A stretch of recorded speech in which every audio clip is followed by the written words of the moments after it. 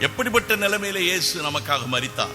And how did he die நம்ம for us? அக்கிரமக்காரர்களாய் இருக்கும் பொழுது நமக்காக மரித்தார். And when we are doing sins against him, நாம் பாவிகளாய் இருக்க கிறிஸ்து நமக்காக மரித்தார். when we were sinners, he died on the cross. ஹல்லேலூயா. நாம் துரோகிகளாய் இருக்கும் பொழுது ஆண்டவர் நமக்காக மரித்தார். When we were enemies, Jesus died for us. ஹல்லேலூயா. அருமையான கர்த்தருடைய ஏன் மரித்தார்? Why did he die?